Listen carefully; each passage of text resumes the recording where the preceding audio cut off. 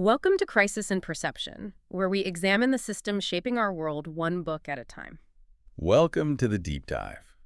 Today we're taking on a really significant and I think challenging text. It's Angela Y. Davis's Abolition Democracy, Beyond Empire, Prisons, and Torture. It's a powerful one, and it's not a traditional book in the way you might think. It's really a series of deep, probing conversations that get right to the heart of some major fault lines in American society. Right. And for you listening, our mission today is strictly analytical. We are not here to debate policy or, the individual morality of people caught up in these systems. Yeah. Instead, we're focusing on the system design itself, the institutional continuity. We want to understand the framework Davis lays out for connecting things that we normally see as separate, a local jail, a state prison, and an overseas military base. That's the crucial point to get across from the very beginning. The big systemic question she forces us all to ask is this: is the modern network of prisons, police, and military detention, is it just a series of isolated failures? A few bad policies in a system that's otherwise basically sound. Or is it something else? Or is it, structurally and by design, a direct continuation of much older systems that were always rooted in racialized control and unfree labor? And this matters so much right now because if you listen to the public discourse, mass incarceration and, global militarism, they're often framed as these necessary exceptions. Tragic mistakes, maybe, but necessary. Exactly. Tragic, but necessary to defend democracy. But Davis argues they aren't bugs in the system. They are features, essential features, in her view, for managing populations and for extracting wealth and political power. We're going to dive into the mechanics of that claim. So let's start with the author. Angela Y. Davis is a name many people know, but maybe not her full story. She's this just towering figure whose own life is so deeply tied to the subjects she writes about. Absolutely. I mean, she was a former political prisoner herself, placed on the FBI's 10 most wanted list in the early 70s on what turned out to be false charges. That lived experience of being targeted by the state, it gives her work an authority that goes beyond typical academic writing. For sure. And her contributions as a scholar and activist are immense. A major feminist thinker, a former Communist Party candidate, and this is key for this book. In 1997, she co-founded Critical Resistance. And that organization was explicitly created to dismantle what they termed the prison industrial complex, the PIC. The idea being that abolition isn't some fringe idea, but a core political project. The format of Abolition Democracy is also really interesting. As you said, it's mainly a series of interviews conducted over 8 months by Eduardo Mendieta. Right, which means it feels incredibly immediate. It was written right when the world was first seeing those shocking images and disclosures from Guantanamo and Abu Ghraib. So she's connecting domestic prison abuse to imperial violence in real time. Exactly. The book is an intellectual response to that crisis. But to really get the weight of her argument, you have to place her in this long tradition of Black critical political philosophy. She's in conversation with giants like Frederick Douglass and W.E.B. Du Bois. She doesn't just quote them, though. She's analyzing where their projects succeeded and, just as importantly, where they fell short. And that critique of the past is the foundation for her argument about the present. So let's go there. Let's talk about that period right after the Civil War, the brief and ultimately tragic period of Reconstruction. Reconstruction was, for a very short time, this radical experiment in what a multiracial democracy could look like. You had Union troops in the South offering some protection. Black men were voting, holding office. Schools were being built. But it didn't last. It didn't last. The federal government pulled back, and almost immediately new systems of racial control were put in place. They were called the Black Laws, or Black Codes. And these were not subtle. Not at all. These were laws that criminalized the very fact of being a free Black person. Things like vagrancy, loitering, changing your job without permission, even speaking loudly could get you arrested. It was a full-court press to control Black labor and movement. Which leads directly to this horrific system that many historians call worse than slavery. The convict leasing system. Why was it considered worse? It's a chilling but important distinction to make. Under slavery, the slave owner had a property interest in the person, a financial incentive to keep them alive, at least enough to work. They were capital. Right. Under convict leasing, the state would arrest a Black man, often for a trivial crime, and then lease him out to a private corporation, a mine, a railroad, a plantation. The company had zero economic investment in that person's survival. So they were completely expendable. Completely. And the death rates were staggering, sometimes over 25% in a single year in some camps. Yeah. Du Bois wrote powerfully about this, saying the entire criminal justice system was weaponized to turn freedmen back into slaves of the state. And this is where Davis brings in her critique of Frederick Douglass, which is so illuminating for modern politics. It really is. Douglass was a titan, of course, but Davis points out his loud silence on convict leasing. He was so intensely focused on political liberty, specifically the right to vote. He thought if black men could vote, they could fix the other problems later. He had this deep, almost naive faith in the law as an impartial tool. He believed in formal political access. But while he was fighting for the ballot, thousands of black men were being worked to death on chain gangs. He didn't see that the law itself was the weapon being used to re-enslave them. He missed the economic dimension. He missed that the state was using its power to brand people as criminals, specifically to extract their labor. And for Davis, this is a crucial lesson. A focus on civil rights alone, without tackling the underlying systems of economic exploitation and state violence, will always allow new forms of unfreedom to emerge. So that's the tradition she's building on. Which brings us to the core thesis of abolition democracy. Can you lay it out for us in plain language? In plain language, her argument is this. Our modern systems of incarceration, punishment, and war, the prison-industrial complex and the military-industrial complex, are not mistakes. They aren't deviations from American democracy. They are continuations. They are structural continuations of slavery and racial capitalism. And because of that, real democracy, what she calls abolition democracy, can't be achieved by just reforming them. It requires their abolition and, crucially, the creation of new social institutions to take their place. Okay, that's a huge claim. So let's break down the system piece by piece using that framework she provides. Historical system, institutional evolution, and then the present-day outcome. She starts with slavery as the foundation for modern punishment. Right. Her analysis is that the historical system of slavery acted as a kind of legal container for extreme violence. In the 18th and 19th centuries, while the new democracy was deciding, certain punishments were too barbaric for its white citizens. It was dumping those same punishments onto the institution of slavery. Exactly. You look at the legal codes. A white citizen might be executed for murder, but in some states, a black slave could be executed for up to 70 different offenses. Theft, arson, even just resisting a white person. Slavery gave the state legal cover to keep using these extreme forms of punishment, but only on racialized bodies. So after abolition, the evolution wasn't to get rid of these punishments, it was just to rebrand them. It was a process of what she calls de-racialization. You don't get rid of the practice, you just remove the explicitly racial language from the law. These punishments get absorbed into the general legal system, and now they're applied under the guise of colorblind justice. The racism becomes invisible because it's baked into the structure of the law itself. Yes, and that leads directly to the present-day outcome. The U.S. is the only industrialized nation that still routinely uses capital punishment. Davis argues the reason it persists isn't about justice or deterrence. It's a direct legacy of the racism embedded during slavery. Even though it's now applied to people of all races. It's disproportionately applied to people of color, but the formal due process, the legal procedure, shields the whole system from that critique.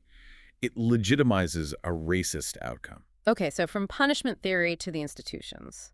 Let's talk about prisons as instruments of racialized social control. This takes us right back to the black laws and convict leasing. Those systems weren't just about labor, they were about symbolic control.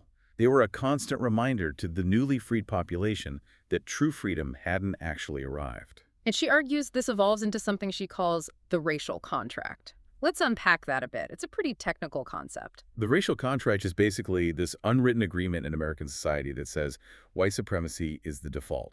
It works by accepting that certain people, racial minorities, are sort of outside the circle of full citizenship and its protections. So things like mass incarceration and police violence are tolerated. They're tolerated, even encouraged, because they're seen as happening to them, to the other, the so-called criminal population. It allows the rest of society, the imagined us, to feel safer, which reinforces the idea that this violence is necessary for social order. It domesticates the imagination, as she says. It absolutely does. Yeah. Which leads to the present-day outcome she calls ritual violence and social branding. What does she mean by that? Well, the prison system creates this vicious circular logic. Black people are in prison because they're criminals. They're criminals because the system identifies them as such. Therefore, they must have deserved it. It's a ritual that cleanses society of its anxieties. in a way that she says echoes the logic of lynchings at the turn of the century. That's a powerful comparison. Lynchings were public spectacles. They were. And imprisonment moved that violence behind walls, but the objectification is the same. And the result is a permanent social brand. Once you're incarcerated, you're a felon for life. And we know from studies that this brand sticks much harder to black ex-prisoners than to their white counterparts. It creates a permanent underclass that the prison system can feed on. Which brings us to the economics of it all. Davis was instrumental in popularizing the term prison industrial complex, the PIC, and that name was chosen for a reason. A very strategic reason. It's meant to echo the military-industrial complex, or MIC, that Eisenhower warned about. She saw they had the same core logic. They both generate huge profits, not from creating social good, but from controlling, warehousing, and maiming human beings. They turn destruction into a growth industry. And this isn't just about companies making money from prison labor, right? She talks about a much broader form of extraction, appropriating black social wealth. This is such a critical insight. It goes way beyond just paying prisoners pennies on the dollar to work. Social wealth is the collective capital that sustains a community.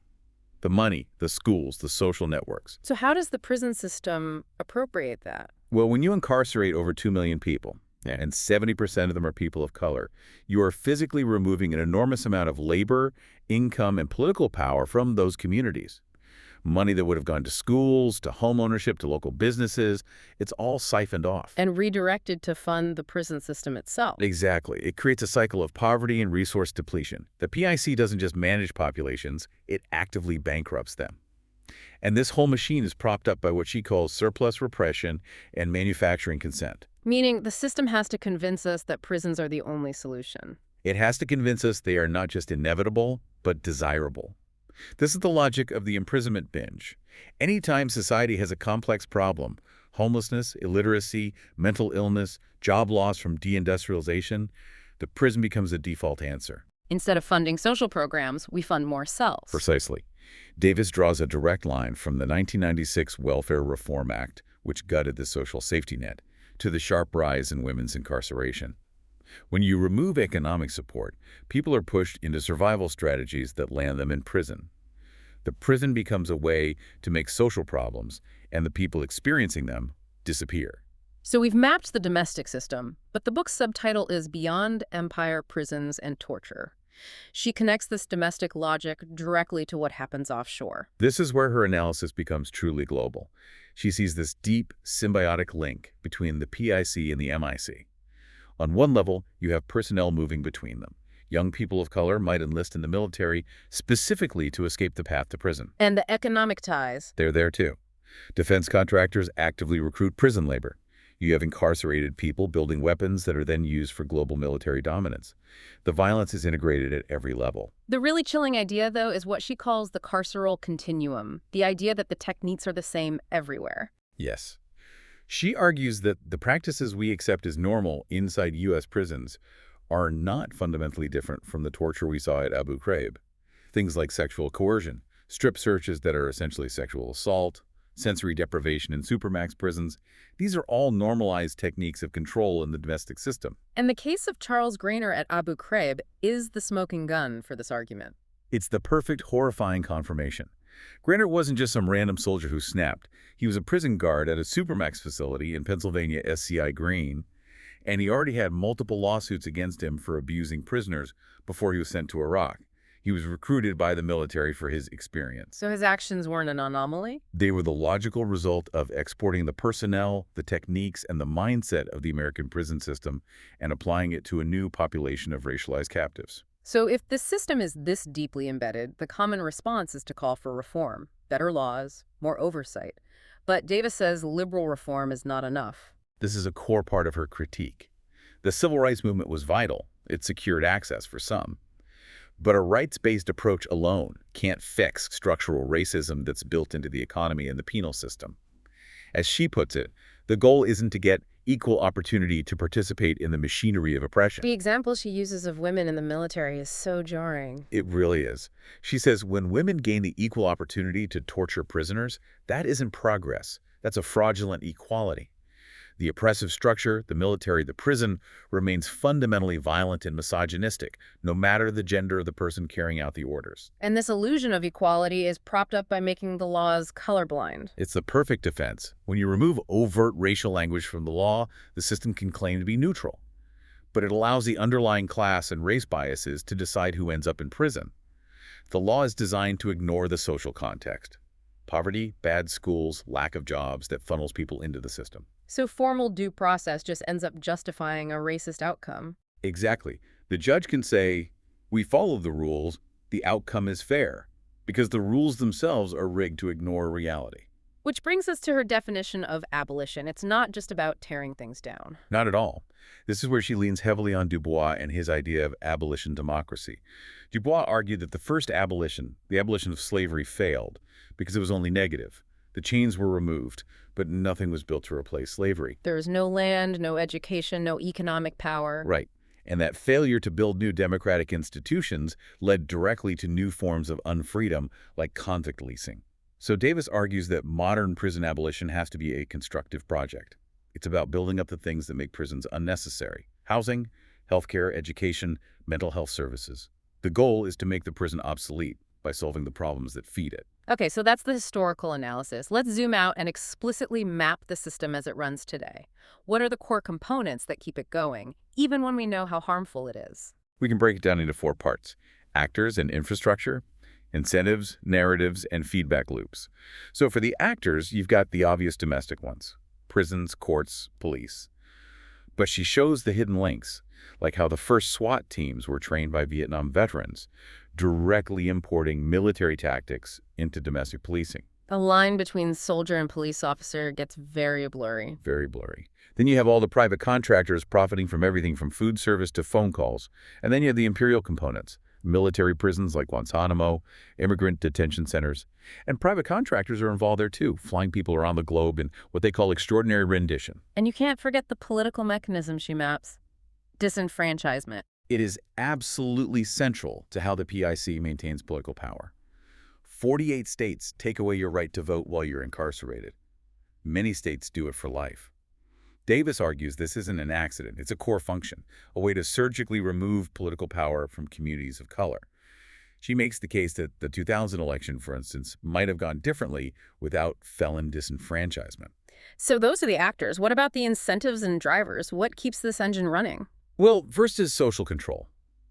The system manages what she calls dispensable populations, people made redundant by global capitalism and deindustrialization. It's a way of making deep social problems seem to disappear. And then there's the straightforward profit motive. Huge. Economic extraction is a primary driver now. The punishment industry isn't some small market. It's a major part of the U.S. economy. Countless corporations have a vested financial interest in keeping the prisons full. And finally, political legitimacy. This is the ideological fuel. Being tough on crime is a guaranteed political winner. It helps politicians get elected by tapping into public fear, even while, as Davis notes, crime rates have been falling for decades. It's a powerful narrative. So let's talk about those narratives and ideologies. How does the system manufacture our consent? It works by creating a constant sense of fear, a moral panic focused on an external enemy: the criminal, the terrorist, the immigrant. Davis traces this enemy figure through history. In the Cold War, it was the communist. Then in the Law and Order era, it became the criminal, who was a racialized stand-in for the communist. And after 9/11, it became the terrorist. And the common thread through all three is racism. Racism is the key ingredient in producing all 3 of those enemy figures. And once you have that racialized enemy, she says, virtually anything becomes acceptable: torture, brutality, vast expenditures, as long as it is done in the name of public safety. Which feeds this idea of democracy with exceptions. Right. The belief in American exceptionalism, the idea that America is uniquely good, justifies extreme violence against those designated as others. It reduces democracy to this thing you can export by force, rather than a living practice of justice at home. So we have the actors, the incentives, the narratives. What are the feedback loops that make the system so hard to dismantle? It's a self-justifying system. For example, we use prisons as a solution for failing schools. Then, when those kids end up in prison, it reinforces poverty in their communities, which makes the schools fail even more for the next generation. It's a perfect circle. And more surveillance leads to more arrests, which justifies the need for more surveillance. Exactly. And this loop also normalizes the violence. The routine, everyday violence inside a domestic prison makes the extreme torture offshore seem less shocking. It becomes just a difference of degree, not of kind. The system is designed to stop us from asking the really big questions like, is prison the only way? Or is this even working? Okay, let's pivot and bring this analysis right into the present day. How does this framework help us understand the world around us right now? Let's start with mass incarceration itself.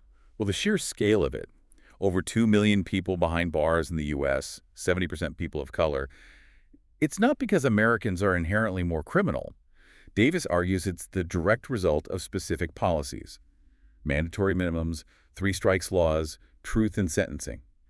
These laws were designed to fill prisons, and they worked. She also points out a really telling contradiction in our drug policies. This is such a sharp observation. She contrasts the war on drugs, which criminalized crack cocaine and devastated poor black communities, with the simultaneous explosion in prescription drugs like Prozac, Ritalin, Viagra. Both are chemical ways to alter your state of being. But one is sold for massive corporate profit to the insured and affluent, and the other is used to justify the repression of the poor. It reveals that the real line between legal and illegal is often about who profits, not about morality or public health. Now, shifting to the global stage, Guantanamo Bay is the ultimate symbol of this system for Davis. It's what she calls an outlaw military prison. It was physically placed outside the U.S. to be outside the reach of U.S. law. And she reminds us it was used as a legal black hole even before 9/11 to detain HIV-positive Haitian refugees in the 90s. And the term enemy combatant is the key to how it functions now. It's a legal fiction. That term doesn't exist in international law. It was invented to strip detainees of all human rights protections. And this leads to practices like extraordinary rendition, the U.S. outsourcing torture to other countries to keep its own hands officially clean. The political rhetoric around the war on terror was also a key part of this. When a president says a suspect is wanted dead or alive, Davis says that's not just tough talk. It's a deliberate lowering of political discourse. It taps into these Old West fantasies that turn complex global politics into a simplistic story of good guys and bad guys. And that kind of talk directly fuels racist violence at home and lawless behavior by the military abroad. Let's come back to those Abu Ghraib photos. Her analysis of why they were so shocking is really counterintuitive. It is. She says the shock wasn't really about the torture itself. The shock was that we saw it, that there was visual proof. She draws this chilling parallel to old lynching photos, which were public, celebrated, often pornographic displays of racial power. So violence moves from public spectacle to hidden institution, but the logic remains. The logic of racial and sexualized objectification is a tool of total domination? Yes. And the fact that women were perpetrators at Abu Ghraib forces a more complex feminist analysis. Right, it challenges the simple idea of women as victims. It does. For Davis, this is proof of that fraudulent equality. Women get the equal opportunity to participate in the violence. Yeah. It shows that you can't just add women to a violent misogynistic institution like the military and expect it to become less violent. You have to dismantle the institution itself. This critique extends to things like multicultural reform in government, seeing people like Colin Powell or Condoleezza Rice in high office. She sees this as a failure of a certain kind of identity politics. When you have people of color in positions of power, carrying out the same oppressive policies, structural racism actually becomes more effective. It's harder to criticize because it's masked by the appearance of diversity. She makes a really provocative statement about this. She does. She says she would gladly trade a black woman Secretary of State for a white man who would actually work to end global war. Her point is that the political goals, justice, peace, and end to oppression, have to come before identity markers. Identity alone is not enough. So we've traced this logic of control from the 19th century to today. Let's bring it back to the core themes of this show, crisis and perception. How does this book help us see systems at work? First and foremost, it forces us to look past individual blame. The media coverage of Abu Ghraib was all about finding a few aberrant individuals to blame, to protect the image of U.S. democracy as a whole. It's the system's ultimate defense mechanism. Blame the individual, protect the institution. Exactly. Davis insists that the abuse wasn't a moral failure of a few soldiers. It was the logical outcome of an institutional culture of objectification that is completely routine in the U.S. punishment system. So this is how violence gets normalized through our institutions. Yes. She argues that the PIC is basically how the state carries out a form of systemic terrorism. Not random violence, but a strategic way of managing the social problems created by an unjust political economy. And there's a continuum. The routine violence in domestic prisons makes the extreme violence offshore possible. You made a really interesting point earlier that the domestic supermax prison might be a greater long-term threat than Guantanamo. Why? Because Guantanamo is, at least sometimes, recognized as an outlaw place, an exception. The supermax, on the other hand, is normalized. Its horrors, the sensory deprivation, the total isolation are considered necessary procedure. It's accepted as part of the system. And because it's normalized, its long-term effect on our collective imagination, on what we accept as possible, is far more dangerous. And finally, this analysis helps explain why our democratic ideals can coexist so comfortably with such coercive realities. Her argument is that U.S. democracy, in a way, needs the prison to define itself. Our rights and liberties are defined in relation to what is explicitly denied to the incarcerated population: civil death, loss of the vote, subjection to violence. American freedom is defined against its opposite. And that ties back to the idea of democracy as a commodity to be exported. Yes, this hollowed-out version of democracy, focused only on voting, allows the U.S. to ignore its own massive internal contradictions while claiming moral authority on the world stage.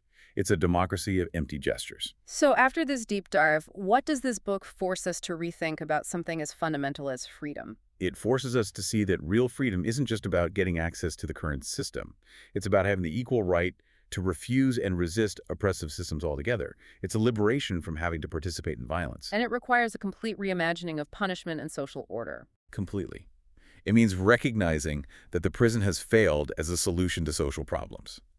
And abolition, in her view, means shifting our resources away from punishment and towards the things that actually create safety and well-being: housing, education, healthcare. So ultimately, abolition is about systemic imagination. It's a call for a democracy that is to come, a constructive project to build a society where the first response to a problem is care and support, not cages and exclusion. It's about finishing the work that the first abolition movement started. Which leaves us with one last provocative thought for you to consider. If so much of our current political discourse is designed to simplify, to disarm our critical thinking and push us back into fear and nationalism, that dead or alive mentality, then the challenge for all of us is, how do we complicate that discourse? How do we build connections across communities, Black, Arab, Latino, Asian, to see ourselves not just as citizens of one nation, but as part of a global community capable of resisting these interconnected systems of violence? It requires a kind of intellectual courage to refuse the simple answers and imagine something new. This deep dive was based on the book Abolition Democracy: Beyond Empire, Prisons, and Torture, featuring the essential work of Angela Y. Davis. We encourage you to seek out this work and read it, or borrow it from your local library. This project is free and publicly accessible. If you'd like to support the time, tools, and research behind crisis and perception, you can become a supporter on Patreon. Good. For a shorter visual overview of this topic, see the mini explainer linked in the description. If you enjoy this kind of systems-level analysis, please like, subscribe, and comment with books or topics you'd like us to explore next.